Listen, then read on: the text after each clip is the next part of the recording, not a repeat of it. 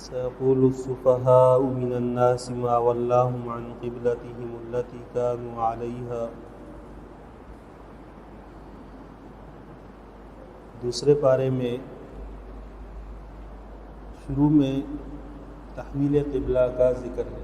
پیغمبر صلی اللہ علیہ وسلم جب ہجرت فرما کر مدینہ طیبہ تشریف لے گئے تو شروع میں تقریباً 16، 17 یا 18 ماہ تک مسلمانوں کا قبلہ بیت المقدس رہا۔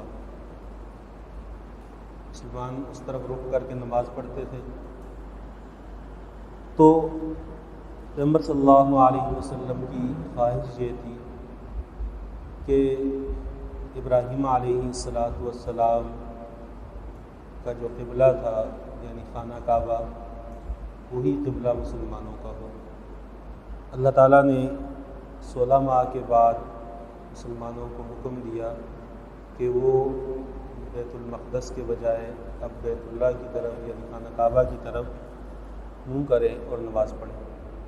اور یہ واقعہ پیش آیا نماز کے دوران مسجد قبلتین میں، جو حضرات مدینہ طیبہ تشریف لے گئے ہیں تو وہاں انہوں نے دیکھا ہوگا کہ مسجد قبلتین میں ایک محراب اس طرف ہے اور ایک محراب کی علامت اوپر کی طرف ہے۔ وہ جو رخ ہے وہ بیت المقدس کی طرف ہے۔ تو اس پر وہاں جو یہود تھے، چونکہ یہود کا قبلہ بھی بیت المقدس ہے تو ان کو ایک موافقت مل گئی تھی، تو انہوں نے طرح طرح کے اعتراضات شروع کر دیے کہ کیسا نبی ہے، کبھی تو یوں نماز پڑھتا ہے اور کبھی یوں نماز پڑھتا ہے۔ اللہ تعالیٰ نے اس کا جواب دیا کہ نماز مشرق کی طرف ہو، مغرب کی طرف ہو، عبادت کا رخ جس طرف بھی ہو، اگر اللہ کی مرضی کے مطابق ہے تو وہ عبادت ہے۔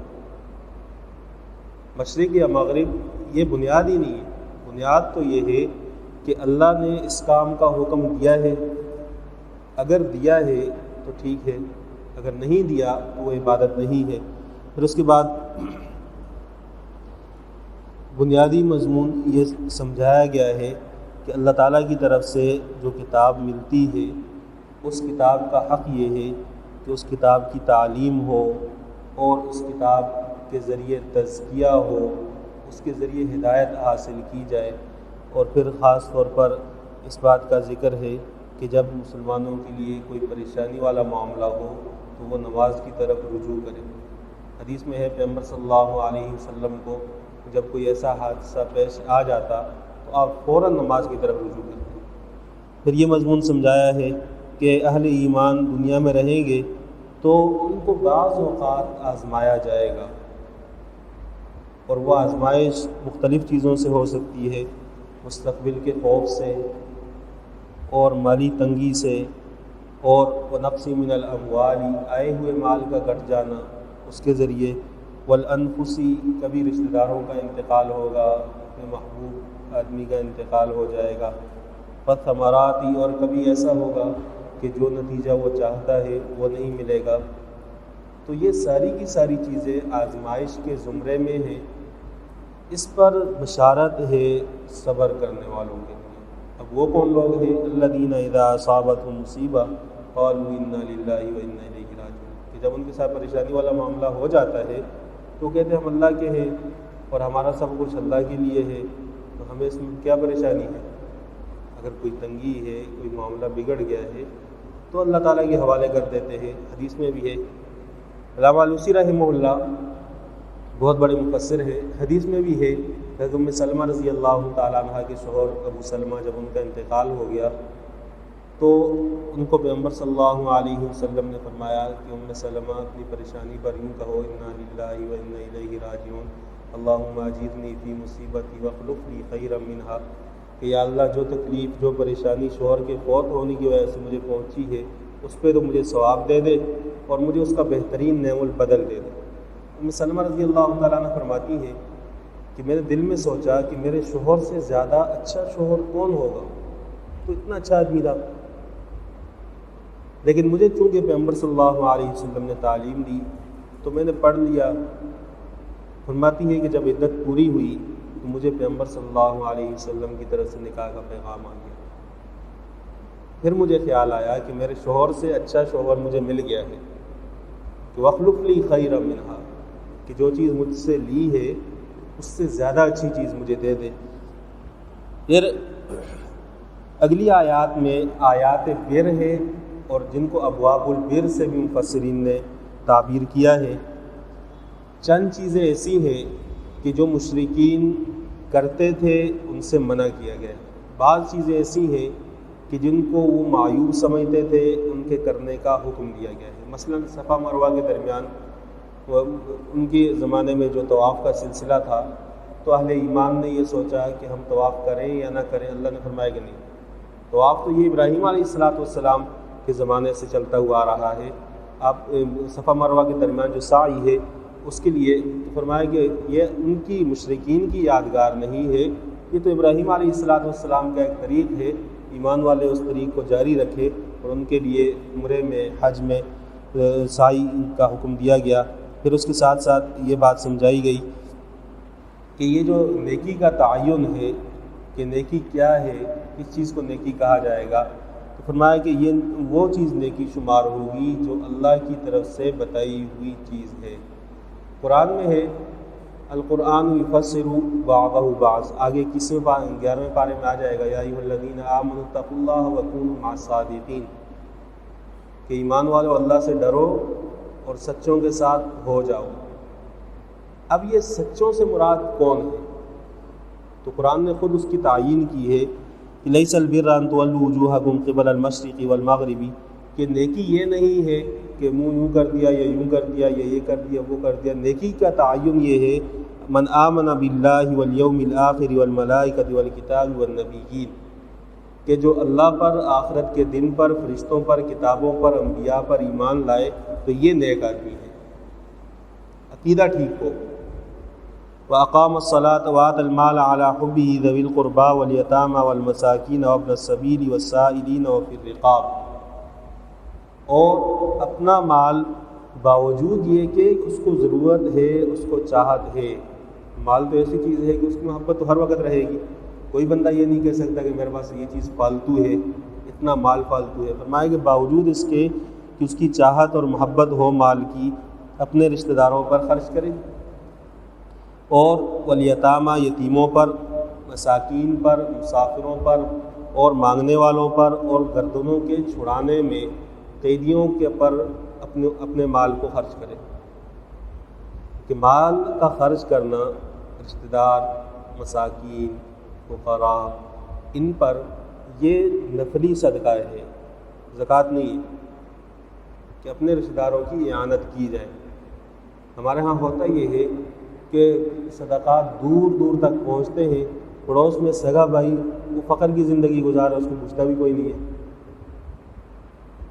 تو دو چیزوں کا خیال رکھا جائے کہ اپنے رشتہ داروں پر مال خرچ کرنے میں بخل سے کام نہ لیا جائے، اور دوسرا اس پر احسان نہ جتلایا جائے۔ اگر یہ کیفیت ہو، بعض لوگوں کی عادت ہوتی ہے کہ تھوڑی سی بات پر وہ پچھلے سارے احسانات نکال کے پھینک دیتے ہیں، تو اس میں کم از کم اس چیز کا لحاظ رکھا جائے۔ عورتیں زیادہ کرتی ہیں اس طرح کہ اگر رشتہ داروں کے ساتھ مالی لین دین ہے تو پھر عورتوں کے سامنے اس کا ذکر ہی نہ کیا جائے، ورنہ وہ مال جو رشتہ داروں پر خرچ کیا ہے اور اس پر تانا بھی دے دیا ہے وہ وبال بن جائے گا۔ پھر اجنبی جگہ پر خرچ کرے جہاں بالکل نہیں جانتا، وہ زیادہ بہتر ہے۔ اور رشتہ داروں پر خرچ کرنے کی صورت میں اگر ان کو تانا بھی نہیں دیتا، اللہ تعالیٰ سے اجر و ثواب کی امید رکھتا ہے، تو یہ بہترین مصرف ہے۔ بعض اوقات اللہ تعالیٰ ایک بھائی کو نواز دیتے ہیں، دوسرے بھائی کی حالت کمزور ہوتی ہے، تو وہ اپنی ایک الگ زندگی گزار رہا ہوتا ہے، اس کا حق ہے کہ اس کو بھی سنبھال لے۔ تو فرمایا نماز کا اہتمام کرتے ہیں اور زکوٰۃ کی ادائیگی کرتے ہیں، وہ انفاق اور یہ زکوٰۃ۔ والموفون بعہدہم اذا عاہدوا، جب وعدہ کرتے ہیں تو اس وعدے کی پاسداری کرتے ہیں۔ والصابرین فی البأساء والضراء وحین البأس، پریشانی، تنگی، مصیبت میں صبر کرتے ہیں، جزا فضا نہیں کرتے۔ اولئک الذین صدقوا واولئک هم المتقون، یہ سچے لوگ ہیں، یہ متقی لوگ ہیں۔ وہ سورہ توبہ میں آئے گا انشاءاللہ، یا ایھا الذین آمنوا اتقوا اللہ وکونوا مع الصادقین۔ کہ ایمان والو تقوی اختیار کرو، سچوں کے ساتھ ہو جاؤ۔ ہمارے زمانے میں ہر ایک نے اپنی ایک تعبیر بنا لی ہے کہ سچے کون ہیں، پیر اپنی ایک کہانی سنا رہے کہ جی سچے ہمارے خانقاہ والے، وہ دوسرا۔ قرآن کا ضابطہ یہ ہے کہ قرآن اپنی تفسیر خود کرتا ہے، فرمایا یہ سچے ہیں، یہ پرہیزگار لوگ ہیں جن کی یہ صفات ہیں۔ پھر اس کے بعد فرمایا کہ یہ جو قصاص ہے اس میں لوگوں کے لیے زندگی ہے۔ قصاص میں زندگی کس طرح ہے کہ ایک بندے کو اگر قتل کیا جاتا ہے قصاصاً تو اس کو دیکھ کر 100 آدمی کو قتل کرنے سے گھبرائے گا۔ یہ جو ہمارے ہاں اندھیر نگری بنی ہوئی ہے، 2000 روپے کے لیے بندہ مار دیا، کسی کو راستے میں پکڑ کر روکا، بائک چھینی اور بندہ مار کے چلے گئے، تو اس کی وجہ یہ ہے کہ لوگوں کو پتہ ہے کہ ہم جب گرفتار ہوں گے تو ہم کچھ دے دلا کر وکیل کر کے واپس آ جائیں گے۔ اگر ایسا ہو کہ ان کو قتل کے بدلے میں قتل کر دیا جائے تو پھر کسی کو قتل کرنے سے پہلے 100 مرتبہ سوچے گا۔ افغانستان کے بارے میں میڈیا نے دنیا کو دھوکہ دیا، اور یوں اور درندے اور فلاں اور کوڑے لگ رہے ہیں۔ آپ کے علم میں ہے افغانستان کا جو 5-6 سالہ دور تھا اس میں قتل کتنے ہوئے ہیں؟ لوگوں نے جو ایک دوسرے کو مارا ہے اس کی آپ تعداد نکالیں، گوگل سے نکال کر دیکھیں، 4 قتل ہوئے ہیں اس ملک میں جہاں سینکڑوں کے حساب سے قتل ہوتے تھے، سینکڑوں۔ جاہل قسم کے لوگ ہیں، وہ لڑنے پہ آ جاتے ہیں، خاندانوں کے خاندان اجاڑ دیتے ہیں۔ اس لیے نہیں ہوئے کہ جو قتل کرے گا قصاصاً مارا جائے گا، قتل نہیں ہوئے۔ امن اتنا تھا کہ ایک عورت زیور پہن کر نکل جائے اور اکیلی چلتی چلی جائے، کوئی سے پوچھتا نہیں تھا کہ آپ نے زیور پہنا ہوا ہے، ذرا مجھے بھی اتار کر دے دیں۔ اور ہمارے یہاں اچھا موبائل لے کے کوئی روڈ کا چکر لگا کے تو آئے، اس کے بعد اس سے پوچھا جائے گا۔ فرمایا کہ یہ تمہارے لیے حیات ہے، زندگی ہے، اگر اس پر عمل کرو گے۔ پھر اس کے بعد وصیت کے متعلق فرمایا کہ جن لوگوں کو اللہ تعالیٰ نے مالی طور پر نوازا ہو اپنی وصیت لکھ کر رکھے، یہ مستحب ہے، ضروری نہیں ہے۔ اس کے بعد رمضان المبارک کے روزے کی فرضیت کا ذکر ہے کہ یہ تقویٰ کا، پرہیزگاری کا ذریعہ ہے، اور اس کے ساتھ ساتھ اس بات کا ذکر ہے کہ رمضان المبارک میں قرآن کریم نازل ہوا، اور رمضان کے ساتھ قرآن کا ایک مضبوط تعلق ہے۔ اسی لیے ہمارے جو اسلاف گزرے ہیں، ابن تیمیہ رحمہ اللہ کے بارے میں آتا ہے کہ رمضان المبارک میں وہ 54 قرآن ختم کیا کرتے تھے، 54 قرآن۔ اگر حافظ آدمی بیٹھ کر قرآن پڑھنا شروع کرے تو کم از کم اس کو 9 گھنٹے لگ جاتے ہیں، 8 سے 9 گھنٹے لگتے ہیں حافظ آدمی کو۔ اگر جو 54 قرآن ختم کر رہا ہے، اس کا مطلب یہ ہے کہ وہ یومیہ 50 پاروں سے زیادہ پڑھ رہا ہے، تب جا کر 54 قرآن بنے گے۔ اور مصروفیت ان کی اتنی زیادہ، رمضان المبارک میں ہر چیز کو چھوڑ دیتے تھے، قرآن سے تعلق، قرآن کی تلاوت کی کثرت۔ تو فرمایا اس میں لوگوں کے لیے ہدایت بھی ہے، جو لوگ بیمار ہیں، روزہ نہیں رکھ سکتے، تو وہ رمضان المبارک میں روزہ چھوڑ دیں، بعد میں روزہ کی قضا کر لیں۔ البتہ اگر مرض ایسا ہے کہ جو دائمی ہے، کبھی ختم ہونے والا نہیں ہے، تو پھر اس مرض کی صورت میں فدیہ دیا جائے گا۔ پھر اعتکاف کے دوران فرمایا رمضان المبارک کے دنوں میں تو عورت کے قریب نہیں جا سکتے، لیکن رات کے اوقات میں بیوی کے پاس جانا جائز ہے۔ البتہ جو شخص اعتکاف میں بیٹھے گا وہ رات کو بھی اپنی بیوی کے پاس نہیں جا سکتا۔ پھر حج کے متعلق فرمایا حج مخصوص دنوں میں ہوتا ہے، عمرہ سال کے 12 مہینے کیا جا سکتا ہے۔ عرب میں یہ قریش کی ایک عادت یہ تھی کہ یہ لوگ مزدلفہ میں جا کر رک جاتے اور عرفات نہیں آتے تھے، اور دوسرا مینا میں جا کر یہ اپنے اپنے آباء و اجداد کی تذکرے شروع کر دیتے تھے۔ فرمایا کہ یہ کام نہ کرو، یہ اللہ تعالیٰ نے تمہیں ایک حج کی نعمت دی ہے تو اس نعمت کو اسی طور پر استعمال کرو کہ اس میں اللہ کی کبریائی ہو، اپنے آباء و اجداد کو چھوڑ دو۔ وہ تو اللہ تعالیٰ نے تمہیں خاندان میں پیدا کر دیا ہے، بڑھائی کبریائی وہ اللہ کی بیان کرتے ہوئے زندگی گزاری جائے۔ پھر اس کے بعد خاندانی طور پر جو معاملات ہوتے ہیں ان کا ذکر ہے، اور فرمایا کہ اللہ تعالیٰ نے تمہاری زندگی کے لیے، آسانی کے لیے، راحت کے لیے تم پر جہاد فرض کیا ہے، لیکن وہ تمہیں بوجھ محسوس ہوگا، ناپسند ہوگا۔ اور ہو سکتا ہے کہ ایک چیز تمہیں ناپسند ہو اور اللہ کے ہاں وہ تمہارے لیے اچھی ہو، اور ایک چیز تمہیں پسند ہو وہ اللہ کے ہاں اچھی نہیں ہو۔ واللہ یعلم وانتم لا تعلمون، اللہ جانتا ہے تمہیں معلوم نہیں، ہم اس کو کھلی آنکھوں سے دیکھ رہے ہیں۔ پھر اس کے بعد فرمایا کہ جوئے اور شراب کے، یہ خمر اور جوئے کے بارے میں آپ سے پوچھتے ہیں، آپ ان کو یہ بتا دیں کہ اس کے نقصانات زیادہ ہیں۔ بظاہر تو دیکھنے میں فائدہ ہے کہ جوئے میں ذرا سی دیر میں بندہ مال کما کر لے آتا ہے، لیکن یہ مال جوئے میں ہی چلا جاتا ہے۔ پھر اس کے بعد مشرکین سے نکاح کے متعلق فرمایا کہ مشرکہ عورت سے نکاح نہ کیا جائے، اسی طرح مشرک غلام سے نکاح نہ کیا جائے، بہتر یہ ہے کہ ایمان والوں کو اور ان میں جو صفات ہیں اعمال کی ان کو ترجیح دیتے ہوئے نکاح کیا جائے۔ ویسے تو صرف مسلمان کا بھی آپس میں نکاح ہو سکتا ہے، لیکن ترجیح دین کو دی جائے۔ پھر اس کے بعد عورتوں کے مخصوص ایام کے متعلق فرمایا کہ ان میں عورتوں کے قریب مت جاؤ۔ اصل میں یہود کے ہاں سلسلہ یہ تھا کہ یہ بالکل عورتوں سے کنارہ کشی اختیار کر لیتے تھے، بات چیت نہیں، کچھ بھی نہیں۔ اور نصارہ میں یہ تھا کہ عورتوں کے مخصوص ایام میں بھی ان کے ساتھ اسی طرح ملتے تھے جس طرح عام دنوں میں ملتے ہیں۔ اسلام نے ایک اعتدال سکھایا کہ عورت کے ساتھ بات چیت کرنا مخصوص ایام میں وہ تو جائز ہے، کھانا پینا بھی جائز ہے، اس کے ہاتھ کی بنی ہوئی چیز بھی کھا سکتے ہیں، لیکن ناف سے لے کر گھٹنوں تک عورت کا استعمال جائز نہیں ہے۔ یہود میں انتہا درجے کی افراط تھی اور نصارہ میں تفریط تھی، عیسائیوں کے ہاں سب کچھ ٹھیک تھا۔ فرمایا کہ مسلمان اس طرح زندگی گزارے۔ پھر اس کے بعد جو لوگ قسم کھا لیں کہ میں اپنی بیوی کے قریب نہیں جاؤں گا، اس پر 4 مہینے گزر جائیں تو اس کے متعلق فرمایا کہ یہ طلاق واقع ہو جائے گی، اور اگر اس سے پہلے رجوع کرتا ہے تو پھر قسم کا کفارہ دے دے۔ اور جن عورتوں کو طلاق ہو جائے ان کی عدت 3 ماہواریاں ہیں، جب اس سے پاک ہو جائیں تو پھر اس کے بعد ان کی عدت ختم ہو جائے گی۔ اگر ان کے پیٹ میں بچہ ہو تو اس کو پھر وہ نہ چھپائیں، حق ان پر یہ ہے کہ اس کو ظاہر کر دیں، کیونکہ اگر بچہ ہوگا تو پھر وضع حمل یہ عدت قرار پائے گی۔ پھر اس کے بعد فرمایا کہ دنیا میں انسان نکاح کرتا ہے تو اس میں اصل یہ ہے کہ نکاح کے بعد اکٹھے رہے، لیکن بعض اوقات میاں یا بیوی کی طرف سے ایسی غلطی ہوتی ہے کہ اکٹھے رہنا ممکن نہیں ہوتا، تو شریعت نے ایک صورت طلاق کی دی ہے کہ طلاق دے سکتے ہیں اگر یہ سمجھتا ہو مرد یا عورت کہ ہم اب مزید ایک ساتھ نہیں چل سکیں گے، تو 2 طلاقیں دینے کے بعد دوبارہ رجوع کا اختیار رکھتا ہے۔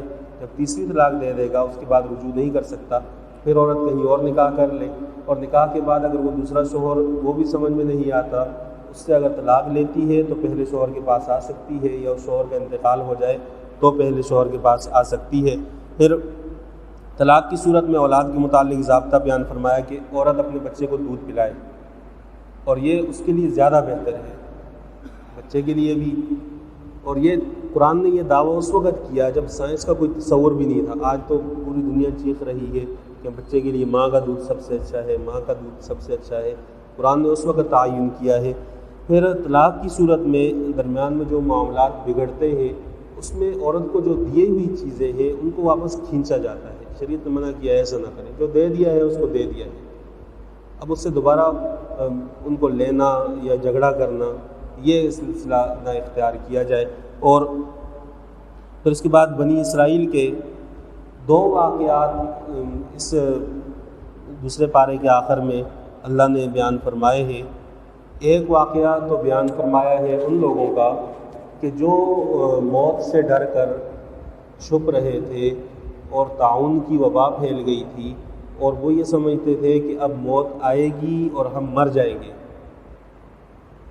تو انہوں نے یہ کیا کہ اپنا علاقہ چھوڑ کر کسی اور علاقے میں نکلنے لگے۔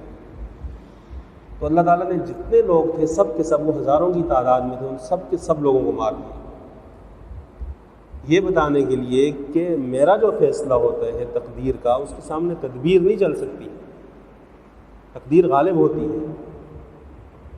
کہ موت اگر طاعون سے ہے تو طاعون سے مریں گے، اگر طاعون سے نہیں ہے تو ایسے مر جائیں گے، لیکن موت سے بچ کر اس طرح کی تدبیریں اختیار کرنا کہ اللہ تعالیٰ کے ساتھ مقابلے کی کیفیت پیدا ہو۔ پھر اس کے بعد بنی اسرائیل کا ذکر ہے، اللہ تعالیٰ نے انبیاء علیہم السلام بھیجے، تو انہوں نے کہا کہ ہمارے لیے جہاد کا حکم ہو، ہم لڑیں گے اور پھر اپنے بدلے لیں گے۔ نبی نے کہا کہ دیکھو جہاد فرض ہو گیا، کرو گے نہیں پھر ویسے گناہ گار ہو جاؤ گے؟ انہوں نے کہا نہیں دیکھو ہم تو بہت مجبور لوگ ہیں، جہاد کی فرضیت ہو ہم لڑیں گے۔ اللہ نے جہاد بھی فرض کر دیا، اور اس کے بعد ان سے کہا کہ تمہارا بادشاہ طالوت ہے۔ طالوت جسم کے اعتبار سے بھی بڑا آدمی تھا، علم میں بھی پختہ تھا، لیکن مالی طور پر کمزور آدمی تھا۔ انہوں نے کہا کہ یہ کیسا بادشاہ ہے، اس کے پاس تو کچھ ہے ہی نہیں، تو بادشاہ تو ایسا ہو کہ جس کے پاس مالی طور پر بہت کچھ ہو، پھر ہم اس کی بات مان کر چلیں گے۔ فرمایا نہیں، اللہ نے اس کو متعین کیا ہے، اس کی ابتدا میں جاؤ لڑو۔ کہ وہاں سے نکلے تو کچھ آزمائشیں آئیں، جو لوگ اس میں کامیاب ہو گئے وہ تو کامیاب تھے، جن لوگوں نے اس آزمائش کو پورا نہیں کیا وہ ناکام ہوئے۔ پھر حضرت داؤد علیہ السلام کا ذکر ہے کہ حضرت داؤد علیہ السلام نے جالوت کو قتل کیا، اور اللہ تعالیٰ نے ان کو بادشاہت سے، علم و حکمت سے نوازا تھا۔ آخر میں ایک بات یہ ذکر فرمائی ہے کہ دنیا میں جہاد کی مشروعیت اس لیے ہے کہ اگر جہاد نہ ہو تو دنیا میں جو ظالم قومیں ہیں یہ اتنا فساد مچائیں گی کہ لوگوں کا جینا حرام کر دیں گی، اور ہم اپنی آنکھوں سے دیکھ رہے ہیں کہ جس کی جو مرضی ہے اس کے مطابق دوسرے ملکوں پر چڑھ دوڑتا ہے، کبھی کیا مسلط کبھی کیا مسلط۔ اور جب جہاد کی مشروعیت ہوگی اور ان کو معلوم ہوگا کہ یہ ہمارے اوپر بھی آ سکتے ہیں، تو پھر یہ ساری چیزیں کرنے سے پہلے سوچا جاتا ہے۔ اور یہ جو واقعات حضرت داؤد علیہ السلام کا، طالوت کا، بنی اسرائیل کے واقعات ہیں، یہ وہ واقعات ہیں جو مخصوص خاص طور پر یہودیوں کے پاس تھے، اور جس کا کسی کو علم نہیں تھا۔ پیغمبر صلی اللہ علیہ وسلم کے ذریعے اس کا اعلان کروایا گیا، یہ بتانے کے لیے کہ تلک آیات اللہ نتلوہا علیک بالحق وانک لمن المرسلین، کہ آپ کا تعلق براہ راست اللہ سے ہے، اللہ آپ کو ایسے ایسے واقعات بتا رہا ہے جس کا علم کسی کو نہیں، مخصوص یہودیوں کا علم تھا، باقی کسی کو بھی اس چیز کا علم نہیں تھا۔ تو نبوت کے ساتھ ساتھ رسالت کے ساتھ ساتھ توحید اور رسالت کا اجتماع ہے۔ اللہ تعالیٰ سے دعا ہے دین اسلام پر عمل کرنے کی توفیق عطا فرمائے۔